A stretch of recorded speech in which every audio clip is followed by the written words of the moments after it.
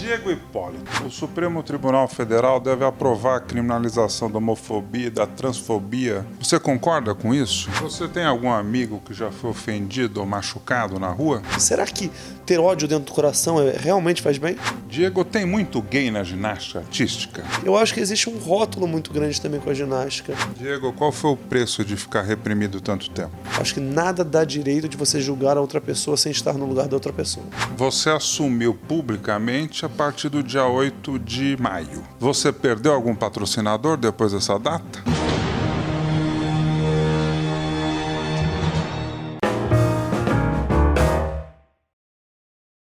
Antes de começar a entrevista com o Diego Hipólito, um lembrete importante. Inscreva-se no canal agora e ative o sino para você ficar sabendo as outras partes dessa entrevista e dos novos convidados aqui do programa. Isso é muito importante.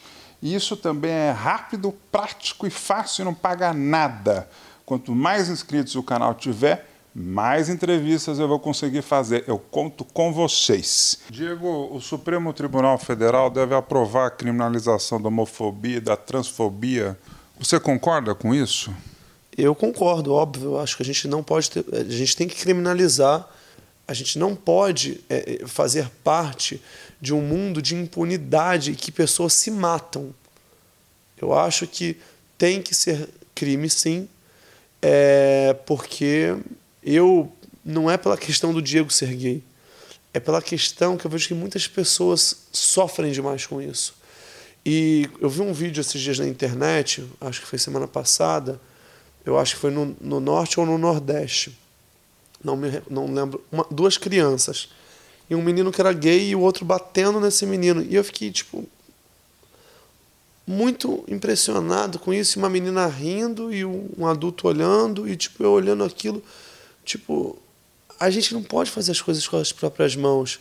Se as pessoas acham que ser gay não é correto, não dá o direito dela de pelo achismo. Você tem algum amigo que já foi ofendido ou machucado na rua? Ele não é amigo tão próximo, mas aconteceu uma barbaridade com ele no ano retrasado, na época acho que foi em 2016, que um cara, um homofóbico, bateu nele, fez um corte absurdo na cabeça dele, e eu fiquei chocado com aquilo. Simplesmente. Onde foi isso? Isso foi dentro do metrô de São Paulo. Isso teve uma repercussão a nível nacional. Não estou lembrando quando que foi certinho, mas isso teve uma repercussão a nível nacional. E eu fiquei muito chocado, que eu falei assim, como é que as pessoas acham que ela tem o direito, porque ela acha que ser gay é errado? Não é muito mais errado estar batendo em uma outra pessoa? Não é muito mais errado estar machucando uma outra pessoa? Não, ninguém pode bater em ninguém. Ninguém tem o direito de bater em ninguém. Ninguém. Ninguém tem o direito de fazer justiça com as próprias mãos. A gente tinha que ter, o que a gente tem que mudar? A gente tem que mudar as nossas leis. E bater numa outra pessoa só por ela ser gay, né?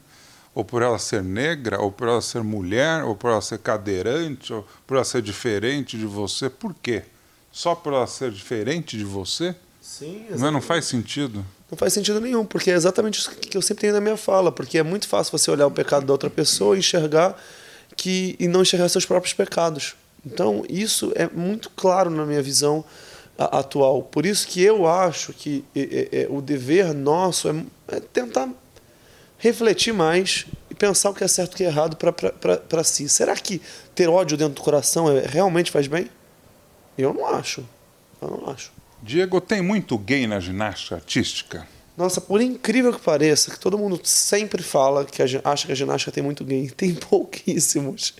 É mesmo? E existe um rótulo que, você é ginasta, você é gay. Tem pouquíssimos. São poucos. Seleção só tem 2. E sendo que a seleção são 15 atletas. Nível nacional são poucos também. Eu acho que existe um rótulo muito grande também com a ginástica. E assumidos quantos? Você assumiu agora. Tem mais alguém assumido? Acho que tem um assumido. Só eu.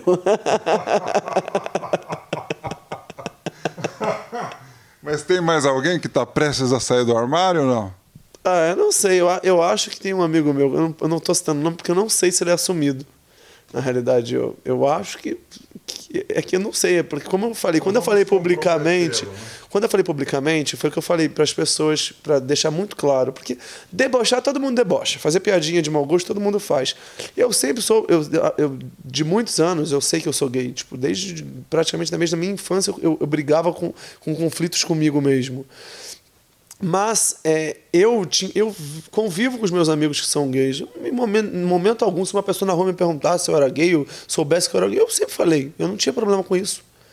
A única vez que eu neguei isso foi em 2005 para o UOL, logo depois que nessa época eu tinha muito problema comigo, com a questão da minha sexualidade. Eu tinha vergonha, porque as pessoas falavam absurdos, falavam que eu ia perder patrocínio, e enfim, um monte de coisas que falavam. Eu tinha vergonha, não da questão de sexualidade, eu tinha vergonha do que eu passava. Tipo, eram muitas humilhações. Você ser gay, principalmente quando você é jovem... Mas que tipo de humilhação? As brincadeiras, né? Essas brincadeiras que para as pessoas são brincadeiras, para mim não é brincadeira, é preconceito. Por exemplo? Fica chamando...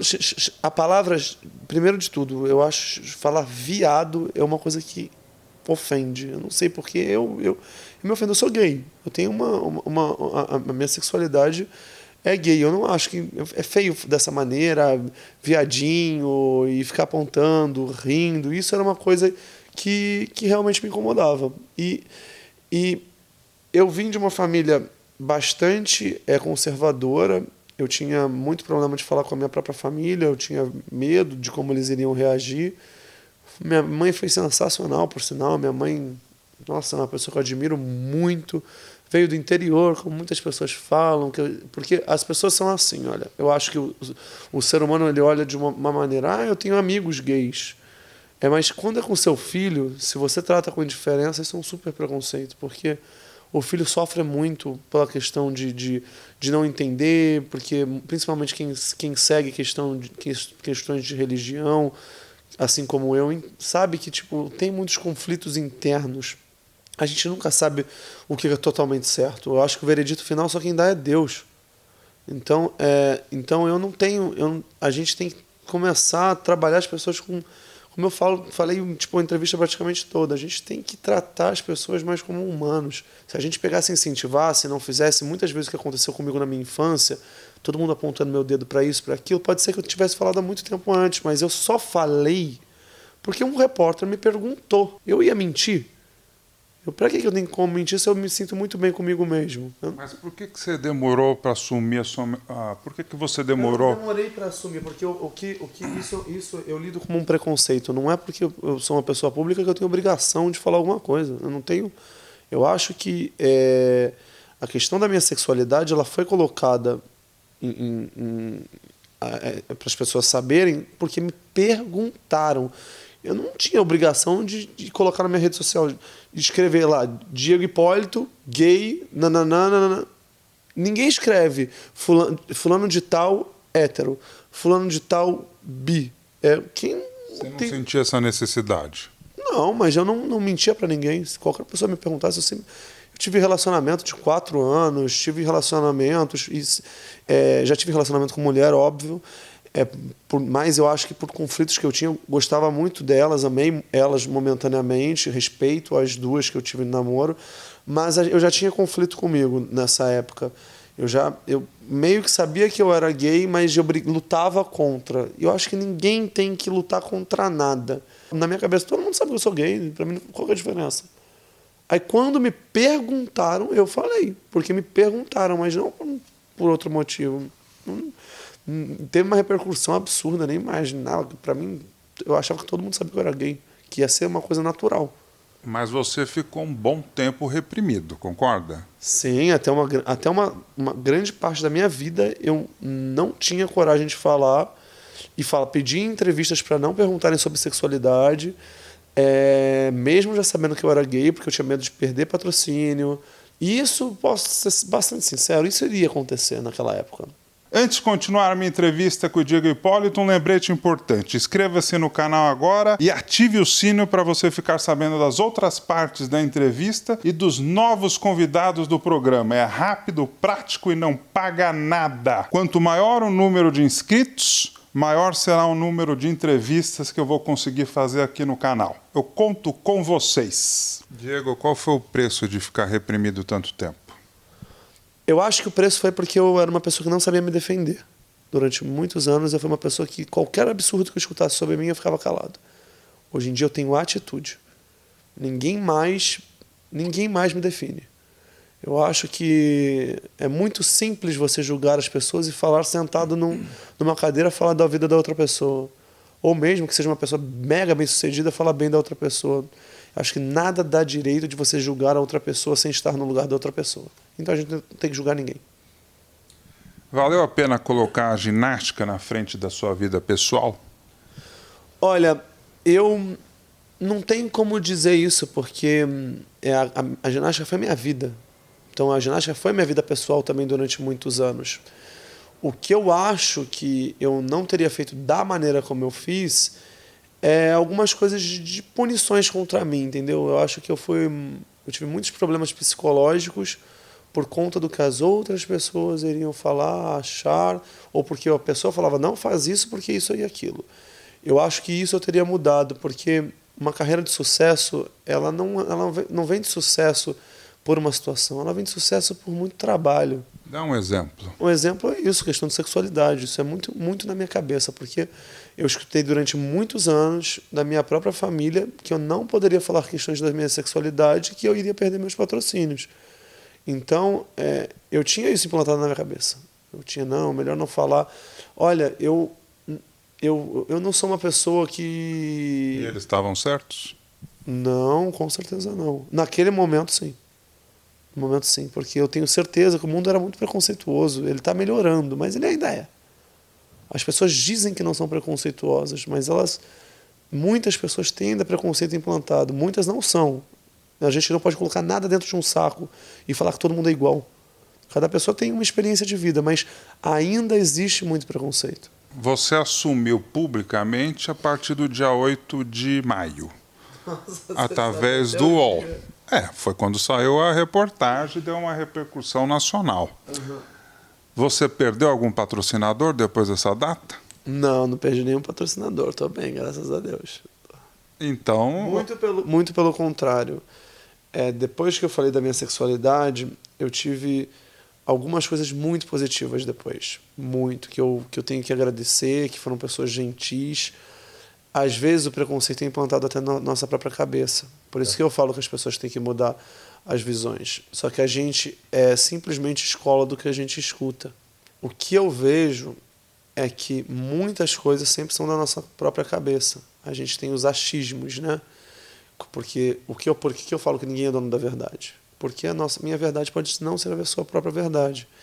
O que nós temos que perder são os rótulos. Eu vejo que atualmente a sociedade está se impondo muito e a internet fez as pessoas terem muito poder positivo e negativo. Você está gostando da minha entrevista com o Diego Hipólito? Não acabou! Diego Hipólito, qual dessas medalhas todas é a mais importante? O presidente Jair Bolsonaro apoia o esporte olímpico brasileiro? E eu não sou o presidente da República. Eu não sei o que é certo e o que é errado. É verdade que você já teve síndrome do pânico? Existia um tal trote dentro dos clubes, isso mais especificamente no clube que eu treinava na época. Você chegou a denunciar essas pessoas que abusaram você na infância e na adolescência, nos clubes? Eu nunca faria isso com meu filho. Essa é a pergunta que eu sempre me faço. Será que fariam com os próprios filhos? Você pensa em entrar na política? Quem que você votou na última eleição presidencial? Exatamente.